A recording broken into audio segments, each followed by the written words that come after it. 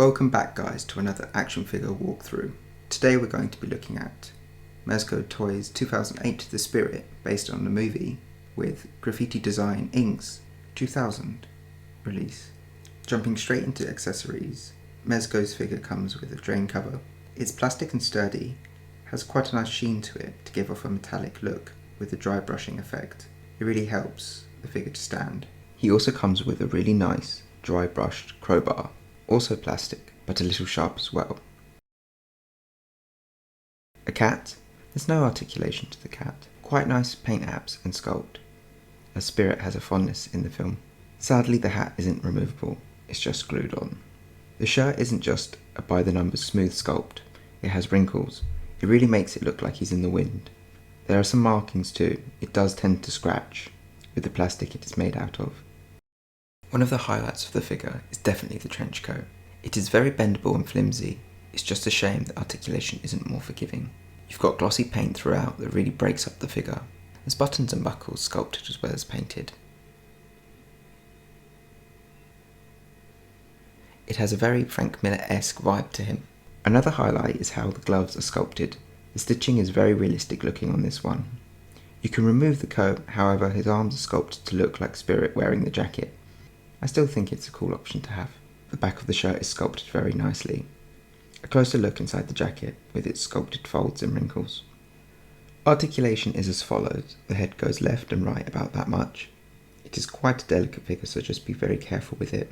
You can go up this much and down. Arms go in and up. Be very careful here as the hinge doesn't go all the way up. This side goes to here because it's sculpted a little bit differently. Fully rotates all the way round, but is a bit stiff.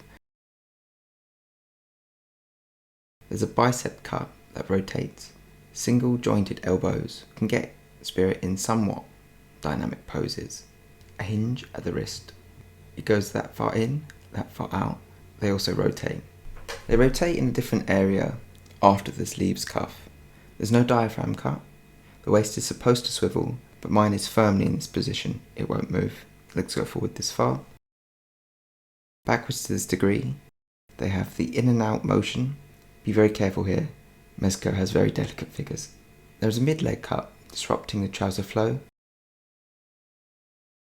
Single jointed knees. Then the shoes, which look very cool, only rotate. Peg holes at the bottom. In summary, to Mezco's figure, it has a very good likeness to Gabriel Macht. They nailed the sculpting and detail from the film. An area that would have elevated the sculpt was if they did the underside of the Converse in white, like in the film. A downside to this figure is it is very delicate and quite expensive if found mint. The accessories are awesome though. Moving on to Graffiti Design Inc.'s figure. From the get-go, the figure has an adjustable tie, which was a massive selling point for me. It's a nice touch. The hat being askew is very comic book accurate, lending to the character's noir roots, along with his lost or wide eyes. This figure is very blocky. He has a very overly simplistic style to him. The gloves do have stitching sculpted too. The jacket doesn't really have any give. There isn't much paint on either figure, but on this one it's used sparingly. Brown shoes with laces sculpted. The alternative head is awesome, having battle damage sculpted as well as painted. The blue dry brushing on the hair really pops. Spirit's head fully rotates but doesn't go up and down due to it just being a cut. With the colour scheme, he has a classic Superman-like quality with the blue suit and red tie. The arms fully rotate, go in and out this far. Bicep cut, but it does break the smooth, cartoonish look. Single elbow articulation, and that's it. Waist joint, which rotates on this one. Quite limited upper leg articulation going on, out at an angle, and it does make this side split a little. Then single knee articulation and peg hole at the bottom of the feet. In conclusion to Graffiti Designs figure, it's a mixed bag. I think it is stylistically cool, but it really works against itself in terms of articulation. In direct opposition to the newer figure is that this one is very sturdy and has some heft to him, so he won't break if he falls off of a shelf. Overall, I'm very grateful to have both in my collection.